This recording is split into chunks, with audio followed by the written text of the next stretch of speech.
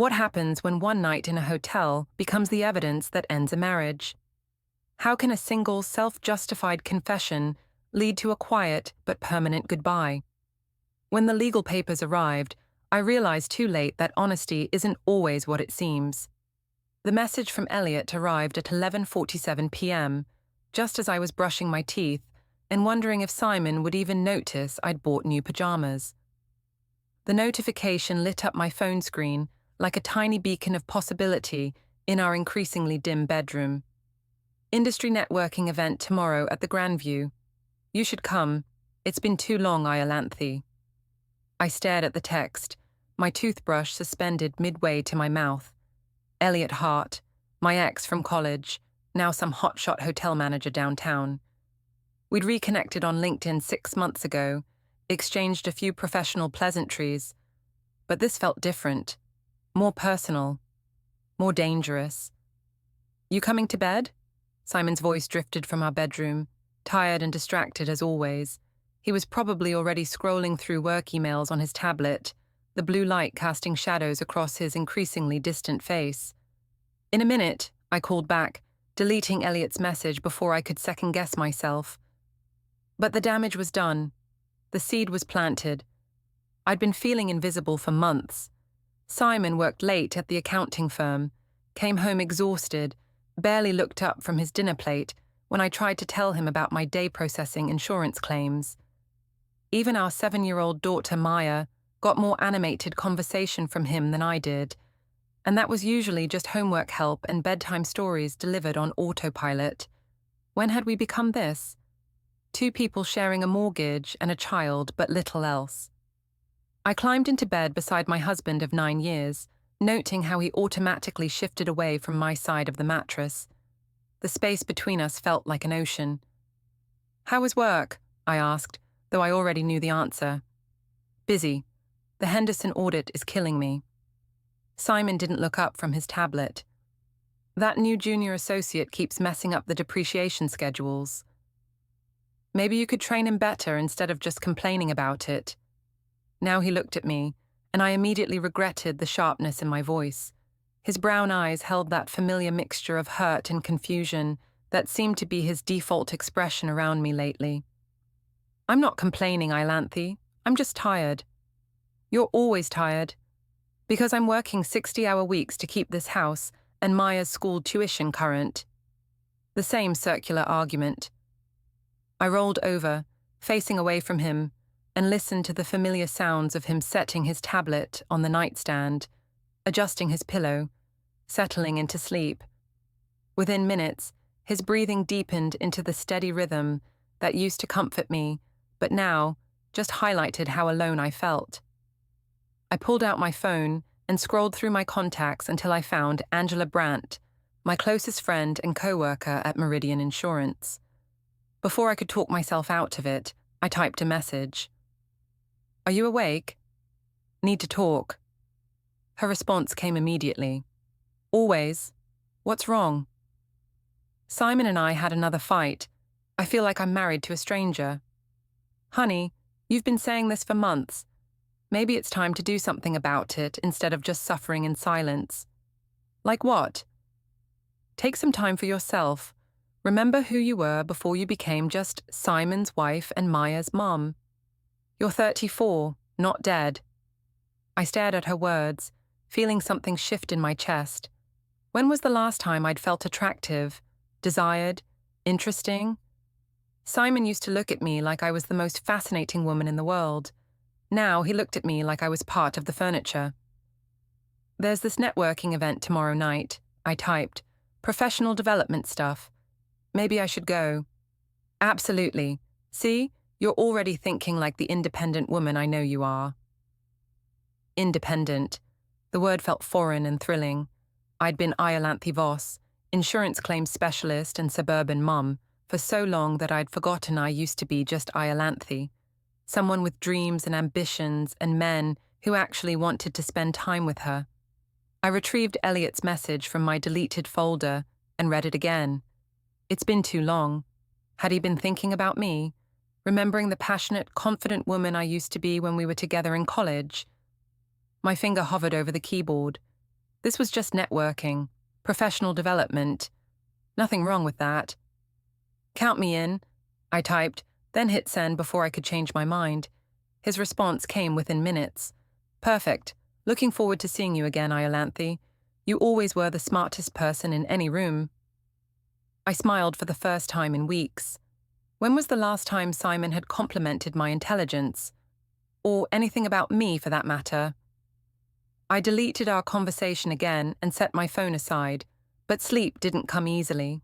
Instead, I lay there thinking about tomorrow night, about putting on something other than my usual work clothes, about having an actual conversation with someone who seemed genuinely interested in what I had to say.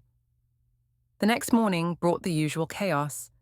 Maya couldn't find her favorite hair ribbon, Simon burned the toast while checking his email, and I spilled coffee on my blouse, rushing to get everyone out the door on time. I'll be late tonight, I announced as Simon grabbed his briefcase. Professional development event. He barely looked up. Okay, I'll pick up Maya and handle dinner. That was it. No questions about what kind of event, where it was, when I'd be home. Just resigned acceptance that I wouldn't be there. It stung more than I'd expected. Don't wait up, I added, testing him. Sure thing.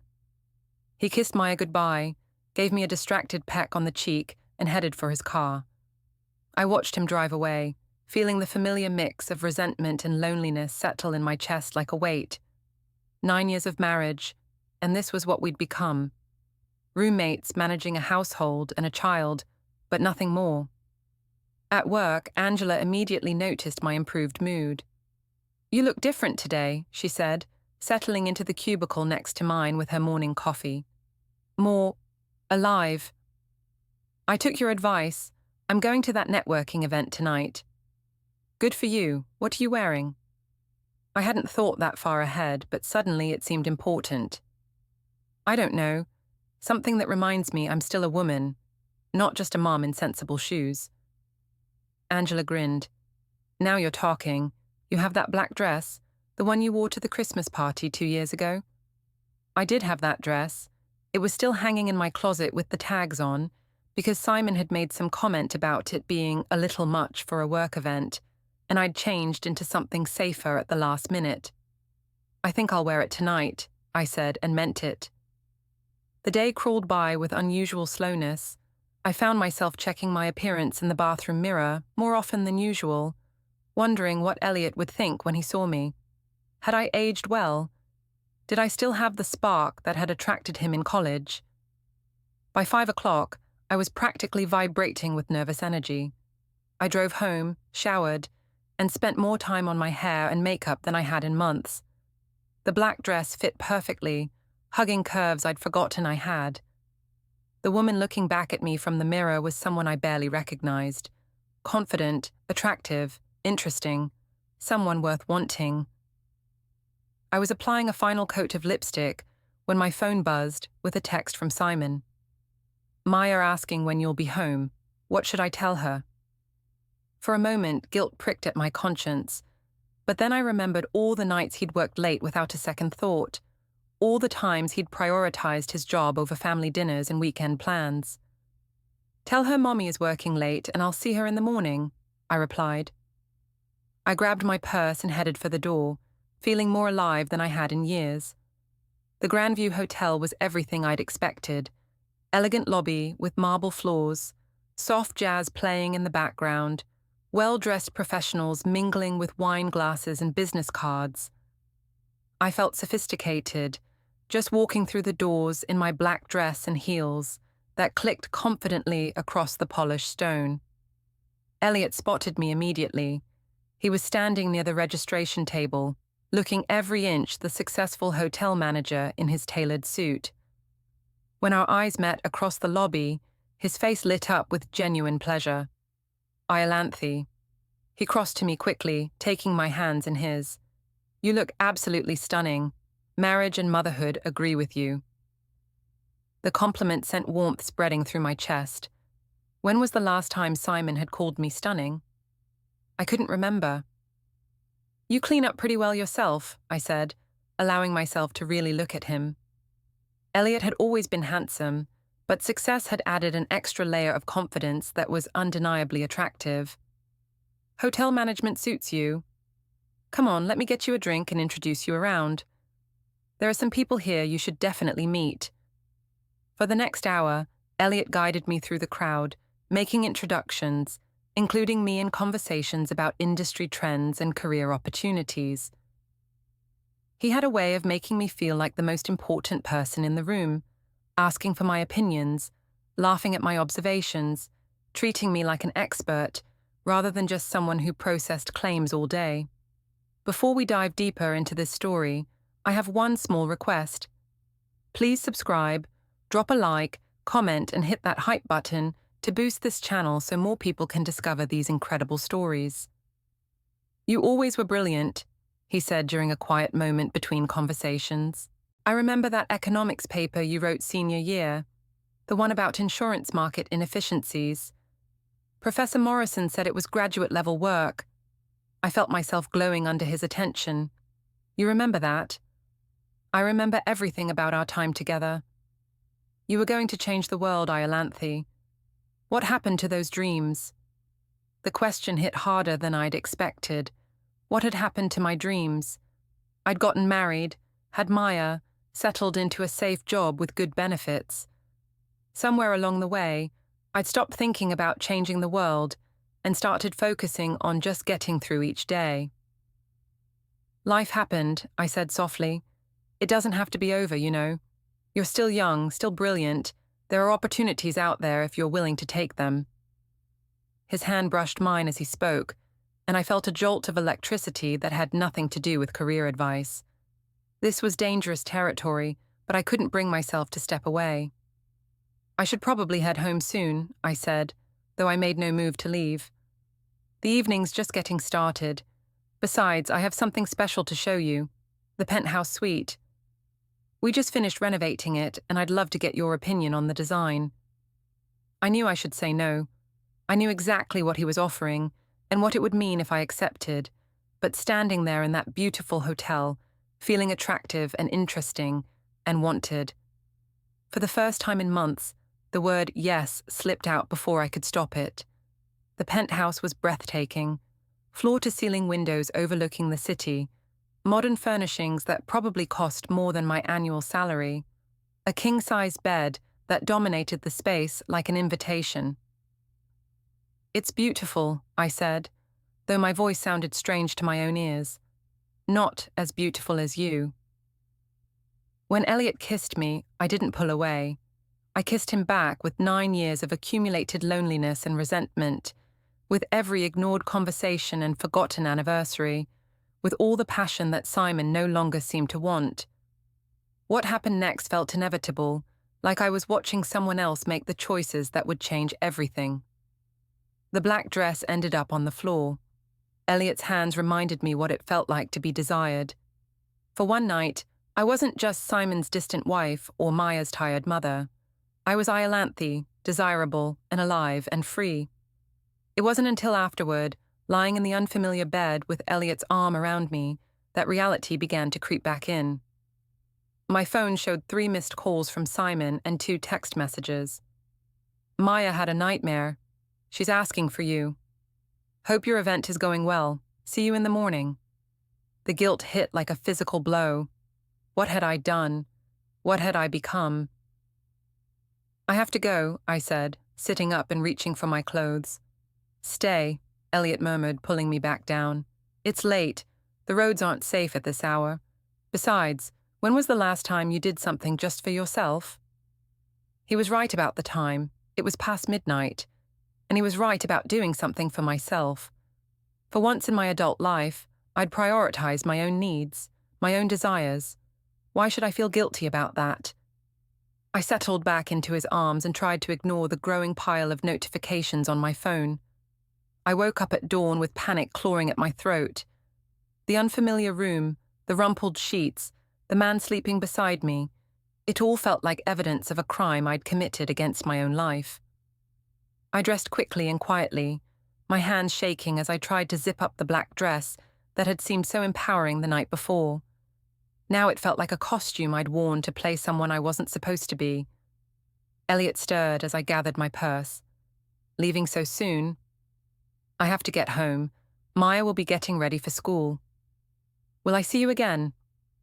The question hung in the air between us, loaded with possibility and danger. Part of me wanted to say yes, to plan another evening of feeling alive and desired. But the larger part, the mother, the wife, the woman who'd built a life even if it wasn't perfect, knew this had to be a one-time mistake. I don't know, I said honestly. The drive home was a blur of guilt and rationalization. I'd made a mistake, yes, but it wasn't entirely my fault. Simon had pushed me away with his indifference. He'd made me feel invisible in my own marriage. What did he expect would happen? I pulled into our driveway at 6:30 a.m., hoping to slip in before anyone noticed my absence. But Simon was in the kitchen making coffee, still in his pajamas, and he looked up when I opened the door. "You're home early," he said, and I couldn't tell if there was suspicion in his voice or just surprise. The event ran late. I got a hotel room rather than drive home in the dark. The lie came out smoothly, as if I'd been practicing it all night. "You could have called. I was worried when you didn't come home." "My phone died. I'm sorry." Another lie, easier than the first. Simon nodded and handed me a cup of coffee. "Maya asked for you around 11. Bad dream about monsters under her bed." The guilt twisted in my stomach. My daughter had needed me, and I'd been in another man's bed, thinking only of myself. "Is she okay?" "She's fine, I handled it." There was something in his tone I couldn't quite identify. Hurt? Disappointment? "She's getting ready for school now." I headed upstairs to change clothes and found Maya in her room, struggling with her hair ribbon. "Mommy!" She ran to me and I hugged her tightly, breathing in her familiar scent of strawberry shampoo and childhood innocence. "I heard you had a scary dream last night. I'm sorry I wasn't here." "Daddy said you were working. He made pancakes for breakfast, but they weren't as good as yours." I helped her with the ribbon, my hand steadier now that I was back in my familiar role. This was my real life. School mornings and hair ribbons and a daughter who needed me. What had I been thinking? But even as I went through the motions of normalcy, part of me was still in that penthouse suite, still feeling Elliot's hands on my skin, still remembering what it was like to be wanted. At work, Angela immediately pounced on me for details. "So, how was the networking event? You look different. Kind of glowy." I felt heat rise in my cheeks. "It was fine. Good professional development." "Just professional development?" "Come on, Iolanthe, I can tell something happened. You're practically vibrating." I remembered what it feels like to be interesting. To have people actually listen when I talk. "See? I told you that you needed to get out of your rut. Sometimes we have to remind ourselves that we're more than just wives and mothers." She was right, of course. I was more than just Simon's wife. I was an intelligent, attractive woman with my own needs and desires. If my husband couldn't see that, couldn't appreciate what he had, then maybe it was time for him to learn what he was missing. I spent the day processing claims and trying to focus on work, but my mind kept drifting back to the night before. By afternoon, I'd convinced myself that what happened with Elliot wasn't a betrayal, it was a wake-up call, for both Simon and me. That evening at dinner, I made an effort to engage my husband in conversation. "How was your day?" I asked, actually waiting for his answer instead of just going through the motions. "Better, actually. We finally got the Henderson audit sorted out. Turns out the issue was with their software, not our calculations." "That's great. You must feel relieved." Simon looked at me with surprise, as if he'd forgotten I was capable of showing interest in his work. "Yeah, I am. How was your day? How did the networking thing go last night?" "It was good, really good actually. I met some interesting people, had some great conversations. It reminded me that I have value beyond just processing insurance claims." "Of course you have value, Iolanthe. You're brilliant at what you do." But when was the last time we talked about my work, my goals, my dreams? Simon set down his fork, giving me his full attention for the first time in weeks. What do you mean?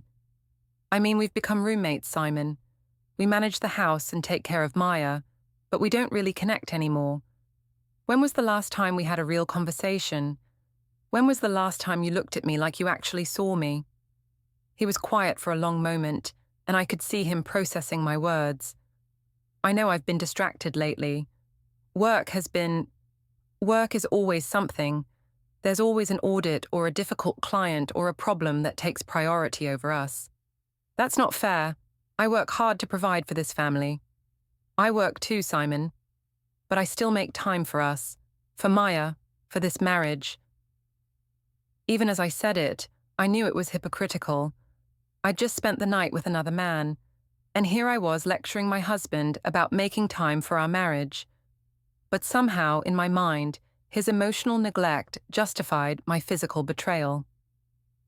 "You're right," he said finally. "I have been distant.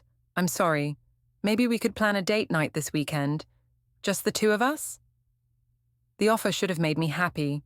It was what I'd been asking for, what I'd claimed to want. But instead, it felt too little, too late. "Maybe," I said, but my heart wasn't in it. That night, as Simon slept beside me, I found myself thinking about Elliot again. About the way he'd looked at me, talked to me, made me feel like the most fascinating woman in the world. My phone buzzed with a text message. I grabbed it quickly, hoping not to wake Simon. "Can't stop thinking about last night. When can I see you again? E." I stared at the message for a long time before deleting it without responding. But the damage was done. The seed of possibility had been planted, and I could feel it taking root despite my better judgment. I told myself it was just once, just a moment of weakness that would never happen again. But lying there in the dark, feeling the familiar distance between Simon and me, I wasn't sure I believed that anymore. 3 weeks later, I was sitting across from Simon at Marcello's, our favorite Italian restaurant, watching him cut his chicken parmesan with mechanical precision while our friends and family celebrated his 36th birthday. The gathering should have been perfect. Maya coloring happily in her kids' menu, Simon's mother Geraldine holding court at the head of the table, Angela and her husband Jonas making small talk about their recent vacation. But I felt like I was watching it all from behind glass, disconnected and increasingly resentful. Simon hadn't mentioned our conversation about being more present. The promised date night never materialized. He'd fallen back into his old patterns within days, working late, coming home exhausted, treating me like part of the household furniture. Meanwhile, Elliot had been texting regularly, professional messages at first, then increasingly personal ones. I'd been deleting them without responding, but I'd also been saving screenshots in a hidden folder on my phone. Just to look at sometimes, just to remember what it felt like to be wanted. "So, Iolanthe," Geraldine was saying, pulling me back to the present. "How's work going? Still processing those insurance claims?" There was something condescending in her tone, as if my job was somehow less important than her precious son's accounting career. It was a familiar slight, but tonight it grated more than usual. "Actually, I've been thinking about making some changes," I heard myself say. "Exploring new opportunities." Simon looked up from his plate with surprise. "What kind of opportunities?" "I met some interesting people at that networking event a few weeks ago. There might be a chance to move into commercial risk assessment. Better money, more challenging work." It was a complete fabrication, but it felt good to see Simon's attention finally focused on me.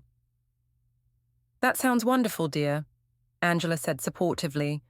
"You've always been too smart for basic claims processing."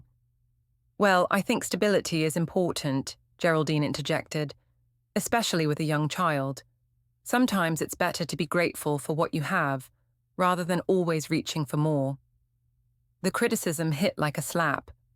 Here was Simon's mother, who'd never worked a day outside the home, lecturing me about gratitude and stability while her son ignored me for weeks at a time. Maybe some people are content to settle, I said, my voice sharper than I'd intended. But I've always believed I was capable of more. An uncomfortable silence fell over the table. Maya looked up from her coloring with confused eyes, sensing the tension, but not understanding it. Of course you're capable of more, Simon said quietly. I've never said otherwise. You don't have to say it. You show it every day by treating my career like a hobby and my concerns like background noise. Iolanthe, Angela started, clearly trying to diffuse the situation. No, I'm tired of pretending everything is fine when it's not. The words were pouring out of me now, fueled by weeks of accumulated resentment and guilt.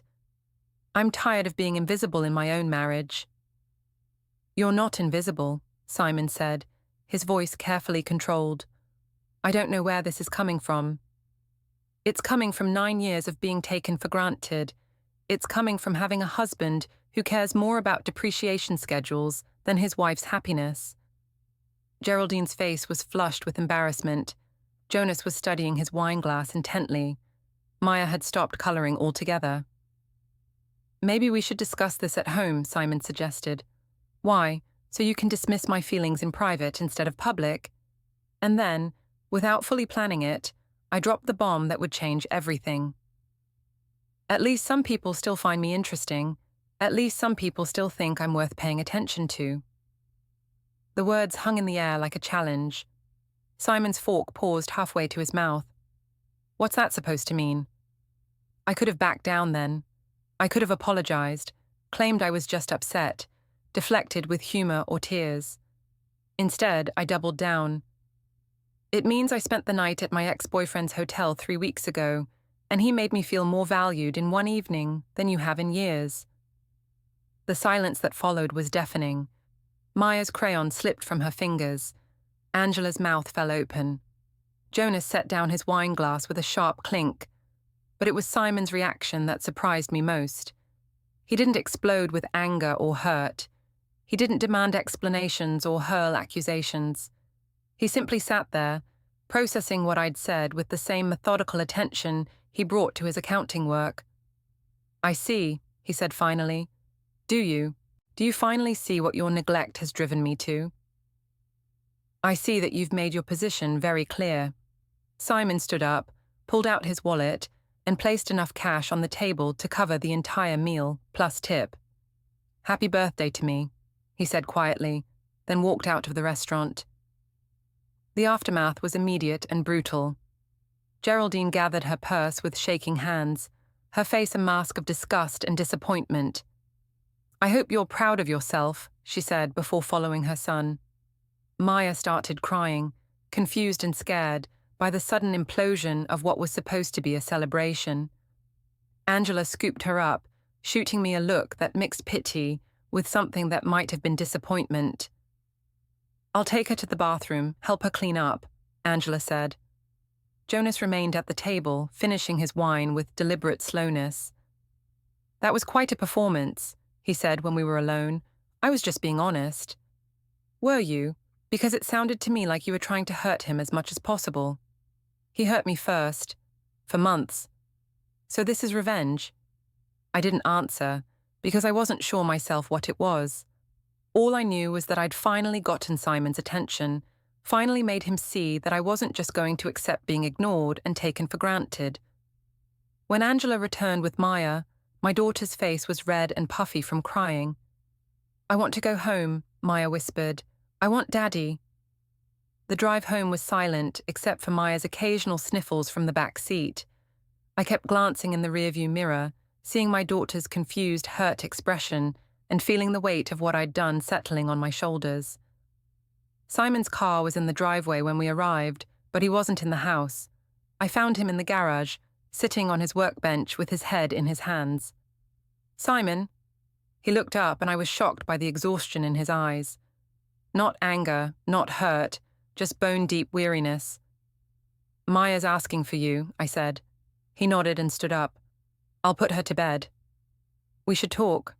Should we? I think you said everything you needed to say at dinner. I was upset, I didn't mean for it to come out like that. But you meant the content. You slept with your ex-boyfriend. The blunt statement hung between us. I wanted to deny it, to claim it was just emotional, just dinner and conversation. But we were past the point of partial truths. Yes, because I work too much and don't pay enough attention to you. Simon, it's more complicated than that. Is it? Because it sounds pretty straightforward to me. You were unhappy with our marriage, so you had an affair. It wasn't an affair. It was one night, one mistake. A mistake you announced to my mother, my friends, and our daughter at my birthday dinner. The shame hit me then, sudden and overwhelming. What had I been thinking? How had I let my anger and resentment drive me to hurt him so publicly, so cruelly? I'm sorry. I was angry, and I wanted you to understand how lonely I've been. Mission accomplished. Simon walked past me toward the house, then paused at the door. For what it's worth, you're right. I have been distant. I have been taking you for granted. But I never would have imagined that the solution was to sleep with someone else and then humiliate me in front of everyone we care about. He went inside to comfort our daughter, leaving me alone in the garage with the wreckage of what I'd done. Over the next few days, I tried to return to normal. I made Maya's breakfast, went to work, processed insurance claims, came home to cook dinner. But everything felt different, like I was going through the motions of someone else's life. Simon was polite but distant. He spoke to me when necessary, focused on Maya when he was home, but otherwise treated me like a stranger who happened to live in his house. At work, Angela tried to be supportive, but I could see the questions in her eyes. "How are things at home?" she asked carefully, tense, but maybe that's what we needed, to finally be honest about our problems. "Honey, I'm all for honesty in marriage, but announcing an affair at a birthday dinner, that's not communication, that's warfare." I know it wasn't ideal. It wasn't ideal. Iolanthe, you nuked your marriage in front of your child and your in-laws. What were you thinking? I didn't have a good answer for that, because I was starting to wonder myself. In the moment, it had felt like righteous anger, like finally standing up for myself.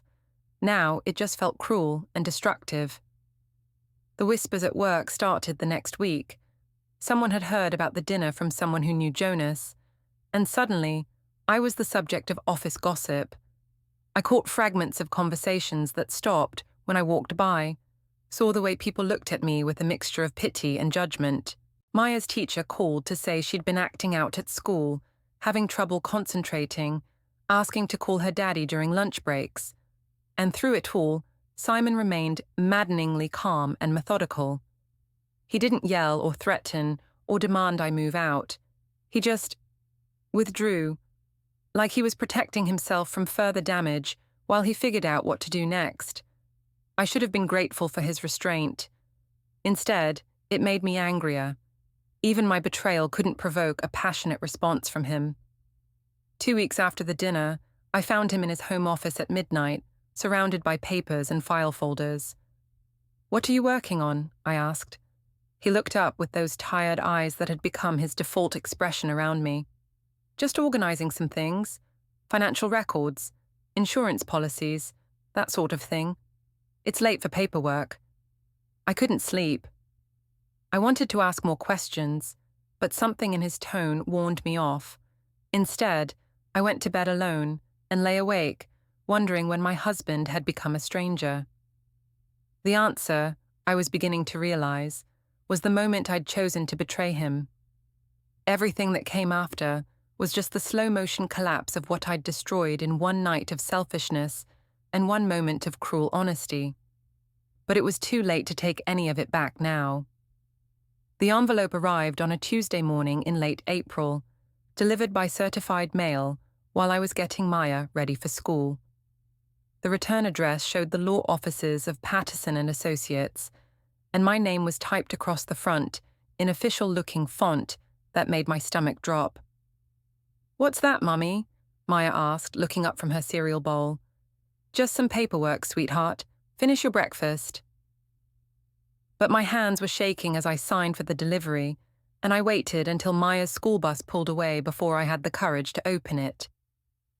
Petition for dissolution of marriage was printed across the top in bold letters.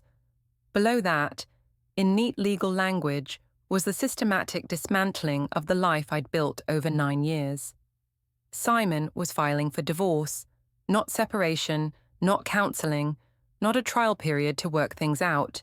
Divorce. Final. Legal. Permanent.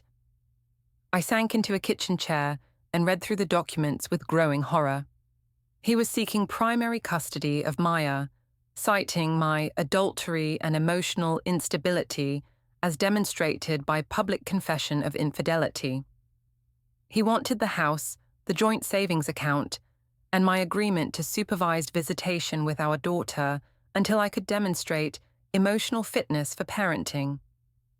Attached to the legal papers was a manila envelope marked evidence. Inside were printouts that made my blood run cold. Hotel receipts from the Grandview, time-stamped at 11:43 p.m., on the night I'd claimed to be at a networking event. Security camera stills, showing me entering the elevator with Elliot. Text message transcripts between Elliot and me, including ones I thought I'd deleted.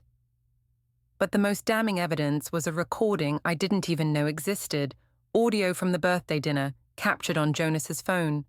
My voice, clear and cruel, announcing my betrayal to the entire table. Maya's confused crying in the background, the scrape of Simon's chair as he walked away. At the bottom of the evidence pile was a handwritten note in Simon's careful script. Iolanthe, you once told me that honesty was the most important thing in a marriage. You said truth was what separated real love from pretense. I'm giving you the truth now. I cannot and will not remain married to someone who would betray me and then use that betrayal as a weapon to hurt me in public. You wanted my attention. You have it. Simon. I read the note 3 times before the full impact hit me. This wasn't an emotional reaction or a temporary punishment. This was Simon doing what he did best, methodically analyzing a problem and implementing a solution. The problem was me. The solution was removing me from his life as completely as legally possible. My phone rang, startling me out of my shock. Angela's name appeared on the screen. Have you seen it? She asked without preamble. Seen what? The gossip blog post about the Grandview Hotel. Someone leaked photos from that networking event you went to. Iolanthe, there are pictures of you and Elliot going into the elevator together. I felt the world tilt sideways. What blog? Metro Business Insider. They're calling it Local Insurance Executives Hotel Scandal. Your company is mentioned by name. I hung up and immediately Googled the blog. The post was already the top result when I searched my own name. The photos were grainy but unmistakable. Me in my black dress, Elliot's hand on my lower back as we waited for the elevator, both of us looking guilty and excited. The caption read, Meridian Insurance claims specialist Iolanthe Voss enjoys a late-night networking session with Grandview Hotel manager Elliot Hart. Sources confirm both are married to other people. The comment section was brutal. Strangers dissecting my marriage, my morals, my appearance. Someone had found my LinkedIn profile and posted it. Another commenter claimed to know Simon and called him a good guy who deserves better. My work phone started ringing immediately, then my cell phone, then the house phone. I turned everything off and sat in my kitchen, surrounded by divorce papers and the smoking ruins of my reputation, trying to figure out how everything had gone so wrong so quickly. The answer was simple. I'd made a series of selfish choices and convinced myself they were justified. I'd betrayed my husband, humiliated him publicly, and somehow expected him to just accept it and work harder to win me back. Instead, he'd done exactly what any rational person would do. He'd protected himself and his daughter from further damage. I called in sick to work, knowing I'd probably be fired within the week anyway. No insurance company wanted an employee whose personal scandals were trending on local business blogs. Maya came home from school that afternoon full of questions I couldn't answer. "Sarah's mum asked me if you and Daddy are getting divorced," she said, dropping her backpack by the door. I told her no, but she said her mum heard it somewhere. "What did you tell her?" "I said Daddy would never leave us. He wouldn't, right, Mummy?" I knelt down to her level, looking into her trusting 7-year-old eyes, and felt my heart break completely. "Daddy loves you very much, sweetheart. That will never change. But what about you? Does he still love you?" I couldn't answer that question honestly without destroying what was left of her sense of security. "Grown-ups sometimes have complicated feelings," I said instead. "But you don't need to worry about that. You're safe and loved, no matter what." That evening, after Maya was in bed, Simon came home with a suitcase. "I'm staying at my mother's for a while," he announced. "I think it's better for everyone if we have some space while the legal process moves forward." "Simon, please, can't we talk about this? Can't we try counseling or something?" He set his suitcase down and looked at me with those tired eyes that had become so familiar. "What would be the point, Iolanthe? You've made it very clear how you feel about our marriage. You've made it clear that you think my failings justify your betrayal. What could counseling possibly accomplish? It could help us figure out how to fix this." "Fix it? You slept with another man and then announced it at my birthday dinner to hurt me as much as possible. You turned our private problems into public humiliation. You've made me a laughingstock at work, at Maya's school, in our neighborhood. What exactly do you think there is to fix?" "I made a mistake." "No, you made a choice, multiple choices, and now I'm making mine." He picked up his suitcase and headed for the door. "What am I supposed to tell Maya when she asks where you are?" "Tell her the truth. Tell her that Mommy made some bad decisions, and now the family is changing. She's going to have to learn it eventually." After he left, I called Angela, desperate for someone to tell me this could still be salvaged. "I can't be involved in this anymore," she said when I started crying into the phone. "Jonas is Simon's friend too, and honestly, Iolanthe, what you did, I can't defend it. You encouraged me to go to that networking event. You said I should do something for myself. I encouraged you to have a professional evening out, not to have an affair, and then blow up your marriage in the most public way possible. There's a difference." "So you're taking his side?" "I'm not taking anyone's side. I'm protecting my own family from this drama. The blog post mentioned Jonas by name as a witness to your confession. His boss called him in for a meeting about it. We can't afford to be associated with this scandal." Another friendship sacrificed on the altar of my selfishness. Over the next few weeks, the isolation became complete. Neighbors who used to chat over the fence now avoided eye contact. Maya's playdates dried up as other parents decided they didn't want their children exposed to our family drama. The few friends I had left made polite excuses when I reached out. I was fired from Meridian Insurance on a Friday afternoon, officially for conduct detrimental to the company's reputation. They gave me 2 weeks severance and a recommendation to seek professional help. Simon, meanwhile, seemed to be thriving. When he came to pick up Maya for his court-mandated visitation, he looked healthier than he had in months. Rested, peaceful, like a weight had been lifted from his shoulders. "How's your mother's house?" I asked, trying to make conversation. "Fine. Maya likes having a grandmother around to help with homework and bedtime stories." The implication was clear. Maya was getting better care with him than she was with me. "I miss her when she's gone." "Then you should have thought about that before you decided to destroy our family." His words were matter-of-fact, without anger or cruelty. Somehow that made them hurt worse. I never meant for any of this to happen. But it did happen, and now we all have to live with the consequences. 3 months after the divorce papers were filed, I found myself sitting in a lawyer's office, signing away my rights to the house, agreeing to limited custody, accepting a settlement that left me with barely enough to rent a 1-bedroom apartment across town. My lawyer, a tired-looking woman who'd seen too many cases like mine, slid the final documents across the table. "Your husband's attorney was very thorough," she said. "The evidence package they assembled was Comprehensive. How comprehensive? Hotel records, phone records, witness statements, financial records, showing unusual spending patterns, even testimony from your daughter's teacher about behavioral changes following your public confession. They built a case that paints you as an unfit mother and an unfaithful wife. But I only cheated once. Mrs. Voss, in family court once is enough, especially when you compound it with public humiliation and emotional damage to the child. I signed the papers with a shaking hand, officially ending the marriage I'd destroyed through my own selfishness and stupidity. The final document was a restraining order, requiring me to stay away from Simon's workplace, his mother's house, and Maya's school, except during scheduled pick-up and drop-off times. At the bottom, Simon had attached one last note. "You got what you wanted, Iolanthe. You got my complete and undivided attention. I hope it was worth it." As I walked out of that lawyer's office and into my new life as a divorced single mother with a ruined reputation and no job prospects, I realized it wasn't worth it at all. But it was permanent now, just like I'd made it,